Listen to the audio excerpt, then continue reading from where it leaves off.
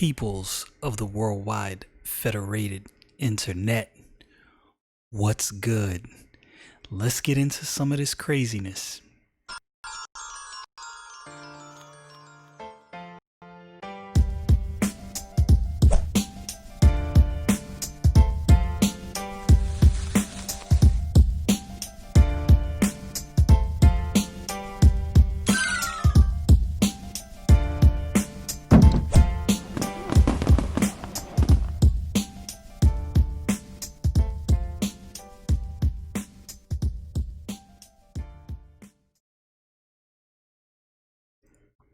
Unless you are living under a rock or you're completely cut off from the world, you know that yesterday there were some doctors that held a press conference, and these doctors, they disagreed with the mainstream COVID-19 narrative.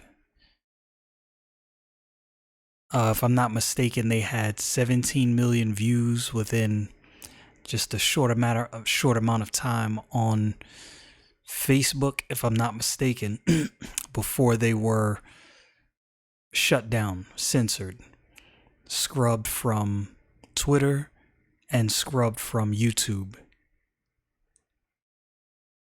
This is supremely baffling to me.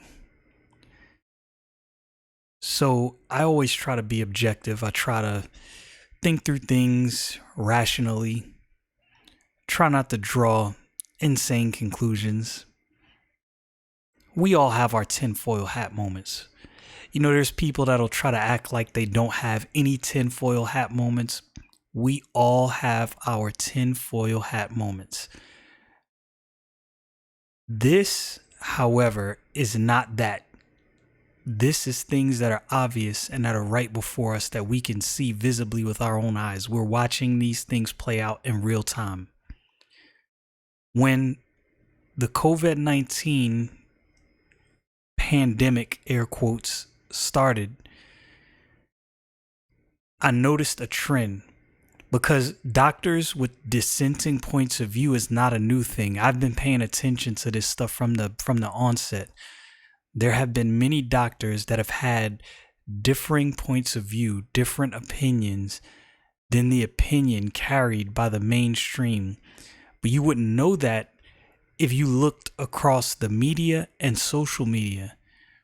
And the reason you wouldn't know that is from the onset, when all of this first started, what these media and social media conglomerates would do is they would either shadow ban or completely cut off and remove videos with dissenting views. This didn't just start. This didn't happen weeks after the coronavirus outbreak. It was almost immediate. Any doctor, board certified doctor, not some nut job, any doctor that had any point of view that was different than the mainstream narrative was silenced. We saw what happened to those doctors in California. Reasonable guys. They weren't saying anything quirky or anything super strange. They were saying, hey, we see the data that's out there. What we're seeing physically here, treating patients, is different than the data that we're seeing. So they had questions. That's reasonable. If you tell me something is happening, and you tell me that this is what it is, and I'm telling you, okay, I'm not saying you're wrong, but we're going to have to figure out what's happening, because what I'm seeing physically versus what you're saying your data is saying is two different things. So maybe there's something wrong in between in the mix here.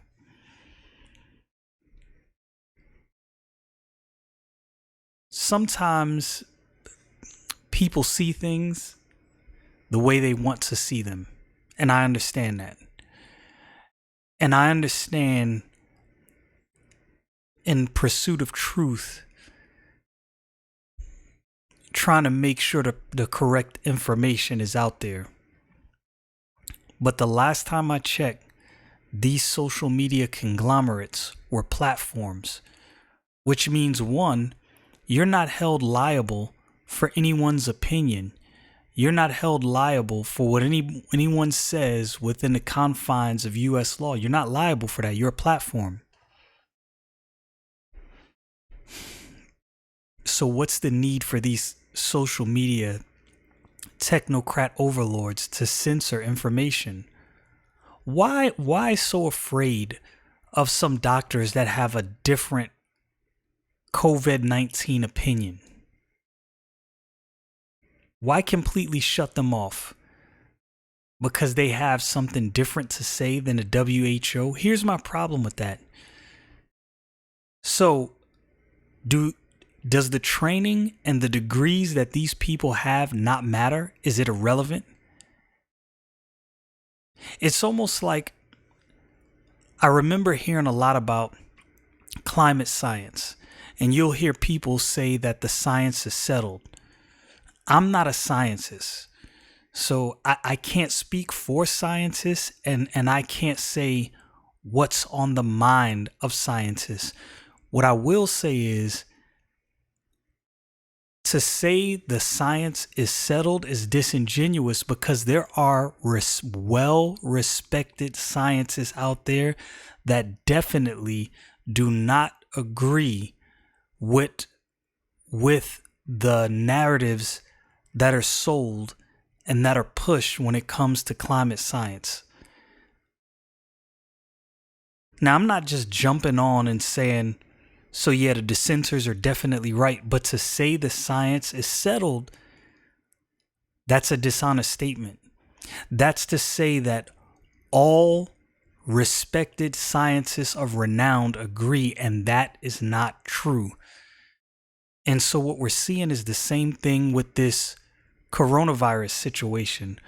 We're seeing doctors who dissent are being silenced. So the only voices you see in the forefront, the only voices that are pushed in front of you, the only voices that you're going to hear are voices that have one specific viewpoint. That sounds like brainwashing to me.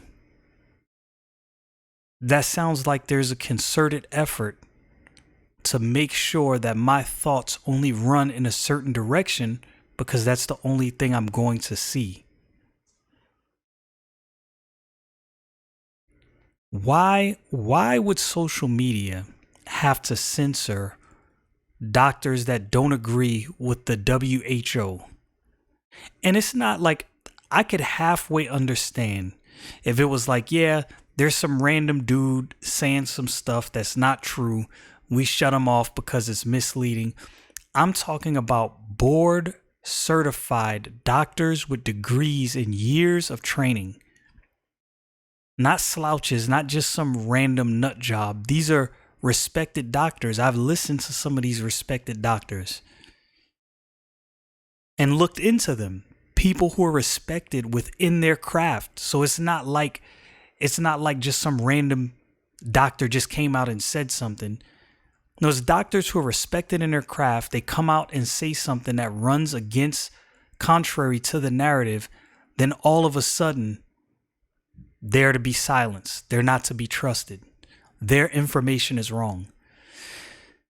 If I have two experts in a room, let's say I have 4 experts in a room, and one group of experts have a certain idea and another group of experts have another idea.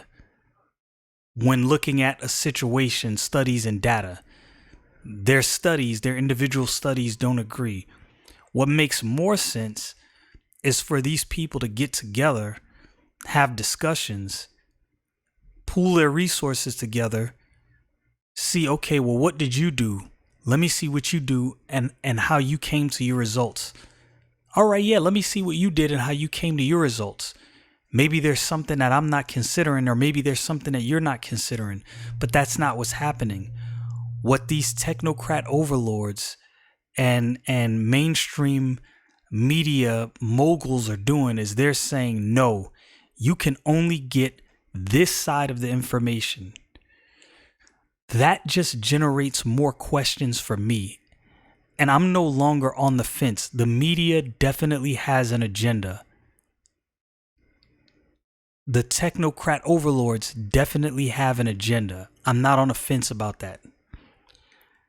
And I don't think that's a weird, crazy conspiracy theory. I think where there's smoke, there's fire.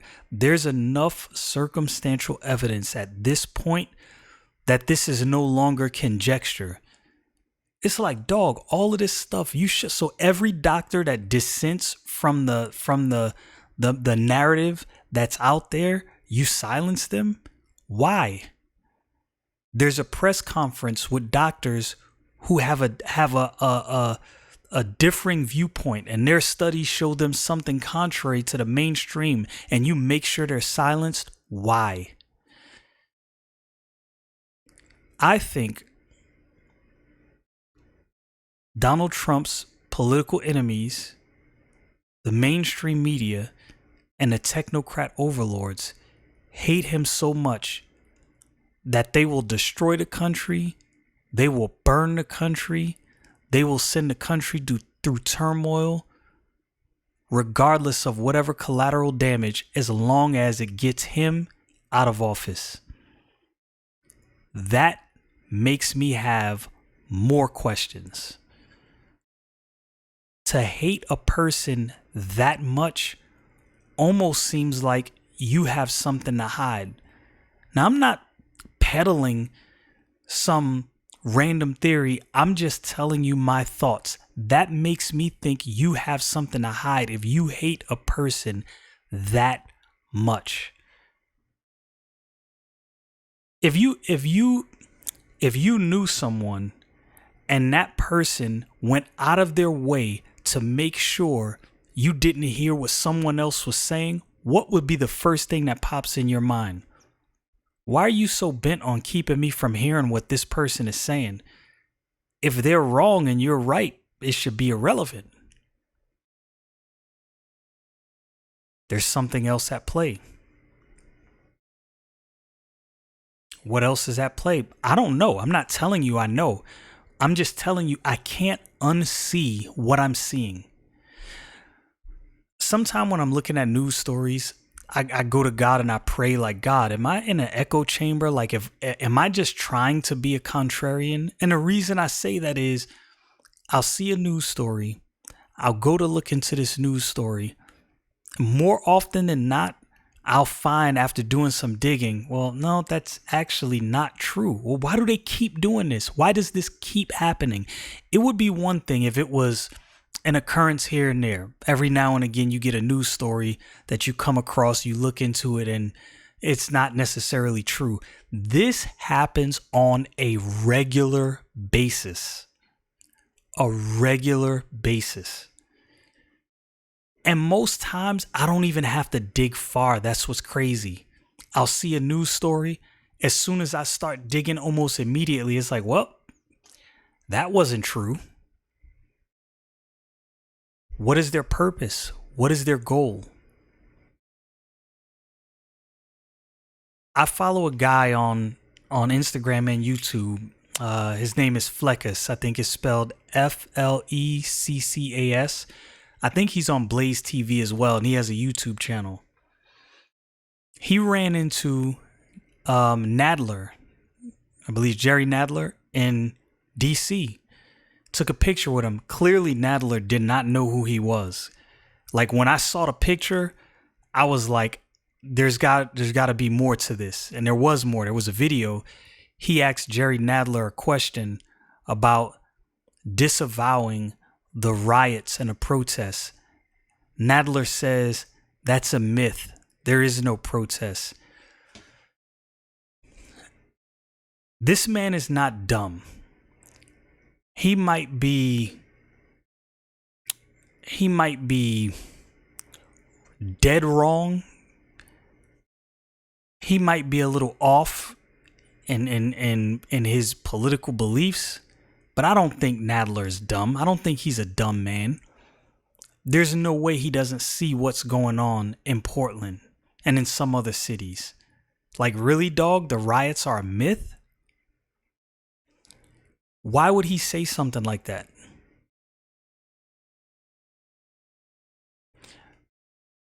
because I think he knows and understands there's people who will hear him say that and will run with that without doing any digging of their own.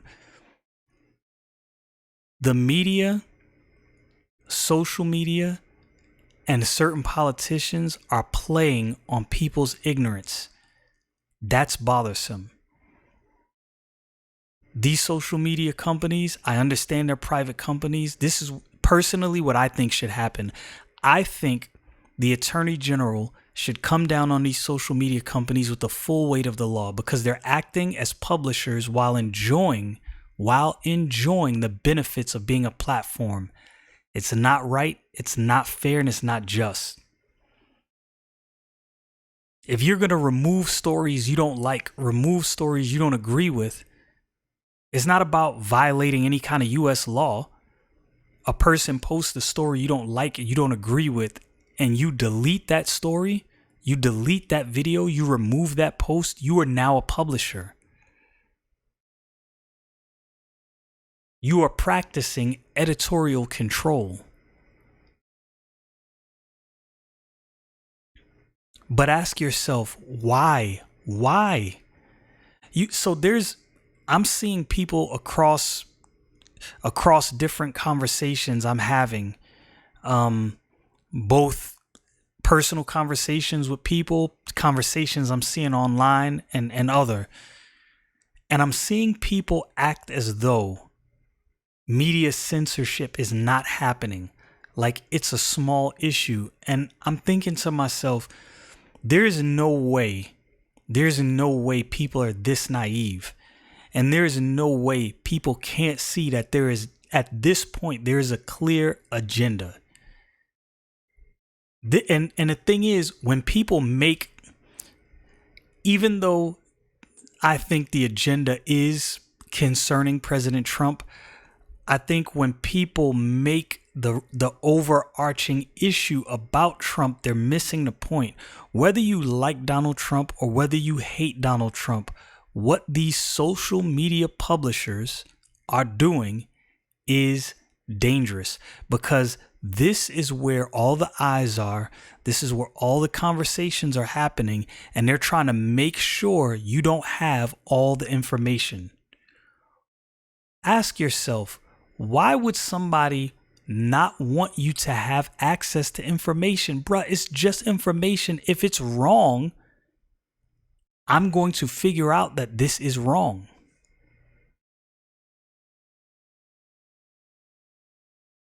Maybe these technocratic overlords think that we're too stupid to know what's right and what's wrong. And hey, I will admit, there's many people out there who will not do any fact checking to see if something is actually accurate. And I understand that. I understand that those people are out there. They do exist. But if this is what these technocrat overlords think, then they think they need to be making decisions for us. That's even more dangerous. We are in some trying times. And I think the fact that there's intelligent people who are not paying attention, intelligent people that are brushing this off as a small thing, I think that puts not just the country, the world in a compromised position, because people are legitimately turning a blind eye to what's going on. As I said, I can't unsee what I'm seeing. I am not blind. I am not deaf. And I don't believe I'm dumb. I might be. I don't believe I'm dumb. I don't know why I think people are choosing to be naive.